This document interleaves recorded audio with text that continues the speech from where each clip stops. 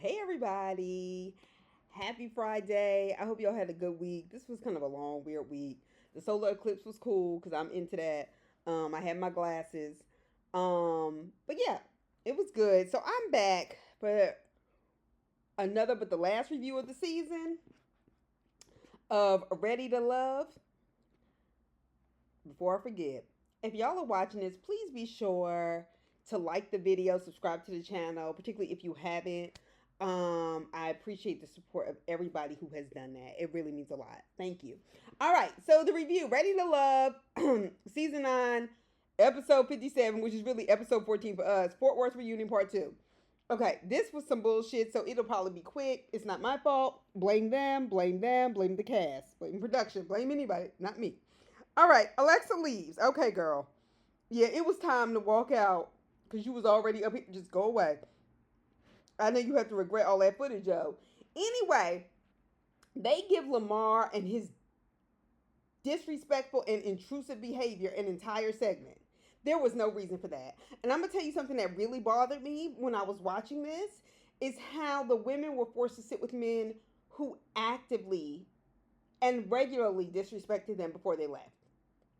Why did Patrice um, need to be sitting next to not Patrice? Vanessa had to sit close to Chaz. I'm not talking about just for the segment, but even before. Then you had April having to sit beside Lamar. Patrice had to sit beside Alonzo for a segment that was not about them. I did not like that. I didn't like that. And I think that's unfair to those women. But what's new on this show? Anyway, so they give Lamar an entire segment. People were laughing how his behavior was carried out on camera. To me, it was especially telling when we see him telling Koshia to change her tone of voice and asking for his roses back. Tommy asked when it plays back, does he think he needs to change his approach? He said maybe tweak it. Y'all know he is 40 years old and a DJ. Sir, no. And by giving it attention, everybody kind of giggling and laughing, I didn't think that shit was funny at all. I didn't. He actively and purposely disrespected April because she was smart, she was accomplished, and in usual, typical dusty black male fashion, he felt the need to disrespect her and undermine her immediately and make a joke of it. And other men laughed even in the lounge. All right? So why would they make April sit beside him? As they had a fallout, and I saw a digital exclusive when she was going in on him, calling him a bum. He was like, "You want to say it to my face?" She was like, "Bum." But see, they didn't play that on a real thing, and that tells me the men are protected and not the women. Not that it's hard to figure out. So then we get Jonathan's old sorry. I know he got dirt somewhere, and by dirt I mean relationships, messy, cheater. Whatever. Him grabbing Alexis and disrespecting her and putting your face in her private and stuff like that. See, that's not funny to me. I don't have to like Alexis to say that went too far and her boundaries. And I'm sure you did call and apologize. And like most women who can be physically intimidated by men of any sort at any point, probably did feel it was necessary to accept your apology. That doesn't mean she felt comfortable. So when they showed him grabbing Alexis, and the reason why I'm saying this like this, because if I really felt like he was sorry, then it'd be different. He clapped when they showed him grabbing Alexis and putting his face in her private. Like, what the fuck? Why are you clapping for yourself with that corny shit? What the fuck? So when they asked him about the Alexis situation, he said, well, the party was boring and he didn't think it was a big deal and realized that later maybe he embarrassed her and himself. Bruh, it's not about you. I'm going to need you to apologize whether Alexis is acting crazy and has left or not. Okay? Okay. All right. So then we get to Chaz and Vanessa, which might as well have just been Chaz's segment because the way they chop it up was to give him more camera time and I didn't appreciate it. Him and his tight ass fucking face. All right, so he claims he was very intentional and tried his best not to mislead anybody. And then proceeds throughout the entire segment to only show us how he forgets how much he lies because that's what he's a liar. He's a liar. He's self-absorbed. He's the one who's 47. We don't know if he's 48 yet, but he probably is. Close to damn 50. Hasn't had any successful relationships with women that have led to a marriage.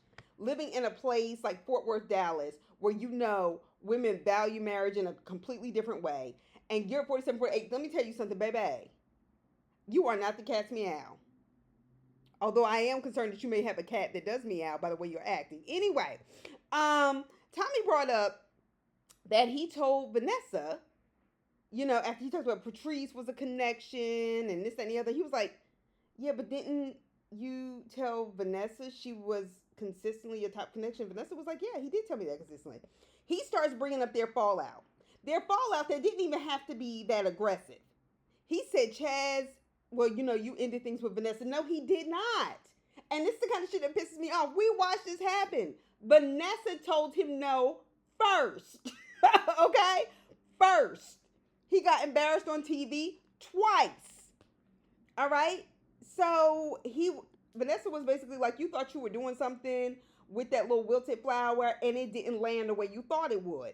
And it didn't. It was whack. You told her that after the fact. You proceeded to insult her and disrespect her. You're the one that's not likable, sir. You're the one. And it made it worse. So it's been 3 months. Thank you to whoever that was backstage that reminded us. He said, I'm off the market. I'm getting married. A date is set. He asked, did anybody know? Vanessa's like, no. Patrice's like, no. They're like, and once again, in the back, they're like, it's been 3 months. So he said he knew her before, but she was supportive of the process. Who is this bitch? And why are you so stupid? And I don't believe that either. I believe he probably told her, oh, this is for TV. I'm just doing this so I can make more money. That kind of dumb shit. And he was like, she was supportive. No, she was willing to be stupid for you. Probably sees what you have and therefore finds it something she will trade for her self-respect and dignity. If she really exists like that, and if y'all are really engaged like that, because I don't believe it. I don't believe it. I don't care if you have pictures with them. I don't care. I don't care. This is some bullshit. He will sabotage this relationship like he has everything else.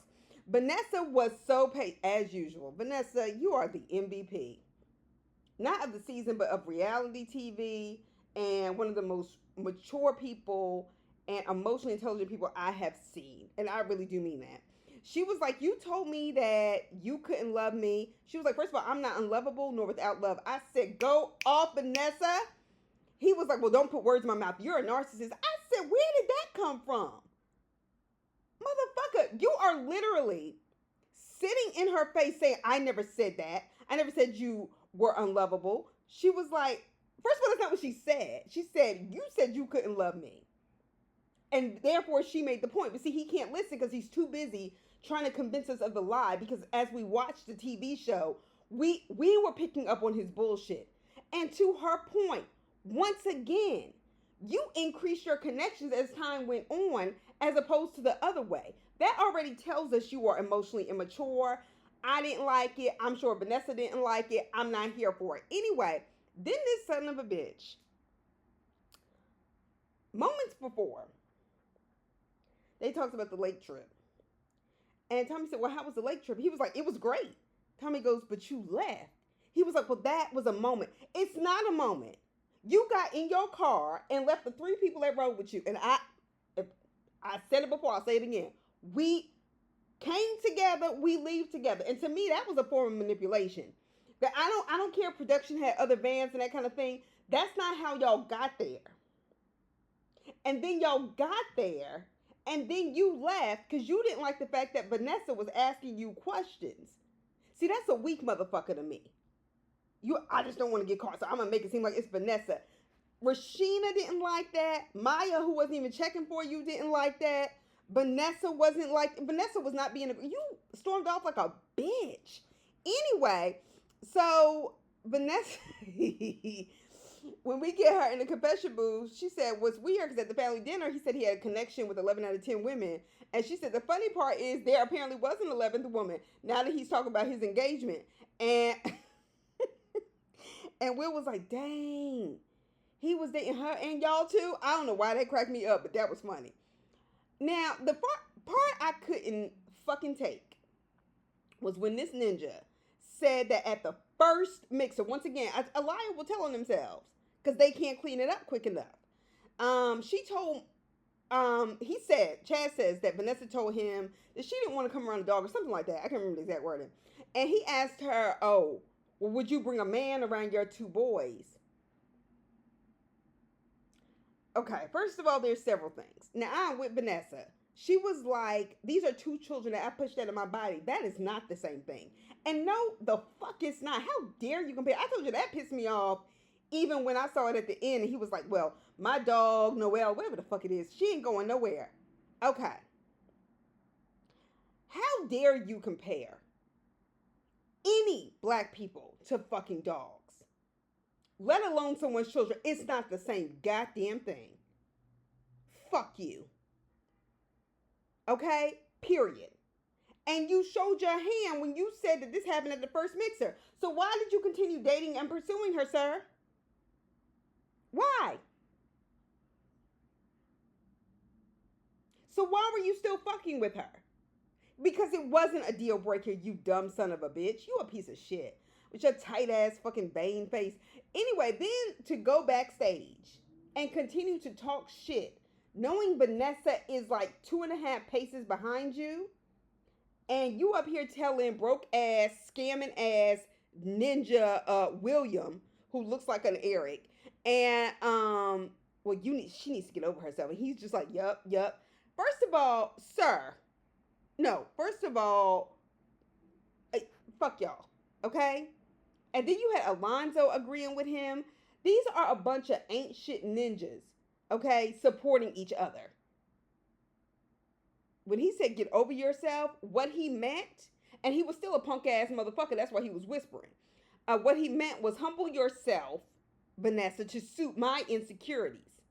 And I'm going to try my best to embarrass you on television for not doing it. And it failed. It failed like that petrified flower. Because we see through it. And that's really what you mad about too. You fucking cornball. Anyway, then we get LaRon and Koshia. Now I'm confused. Because by the end of the episode, LaRon was talking about everybody knows how strongly I feel for Maya. And then we get him talking about how he went on a date with Koshia. I'm confused. Okay? But then again, so is LaRon.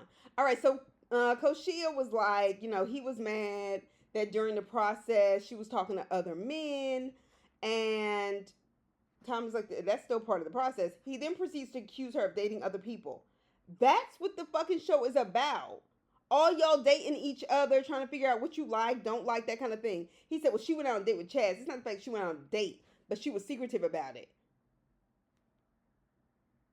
Chaz is backstage, and he was like, oh, we never dated. And I was thinking to myself, well, I don't believe a goddamn thing you say anyway. And then when Koshia said, we never went on a date, what are you talking about? I believe it only because Koshia said it. Anyway, also that sounds very much in line with the way he was accusing Maya of being too friendly with other men too at that club and losing it. I think he has very abusive tendencies. I don't think he holds alcohol well. And I don't think anybody deserves to sit around and try to help him get through this other than Alcoholics Anonymous and people who are trained for this. That is not your job when you date somebody, to help raise them. Anyway, so Koshia went on a date with him after the fact. LaRon talks about how he really spiraled after the show when he was in those streets. Like, baby, are you kidding me right now? What do you mean you spiraled? You wasn't married to nobody. You ain't getting no divorce. Like, what the fuck? Anyway, baby girl, Koshia, you went on a date. Maybe you were attracted to him, but honestly, that can't go anywhere. You are too mature. Anyway, so then we get this conversation about the Lions. Okay? Because people don't like to take responsibility for anything. So LaRon brought out the text. LaRon, I just want to say this, though. You did this. You did that. All right, so Tommy pointed out that the information in the men's lounge was supposed to stay there as William is running his mouth and he's going, yeah, I found out this, that, and the other, but it wasn't supposed to ever leave. Tommy read the text because LaRon was like, I got him. First of all, am I the only one that has a question on how the hell LaRon got these texts that these other men were sending?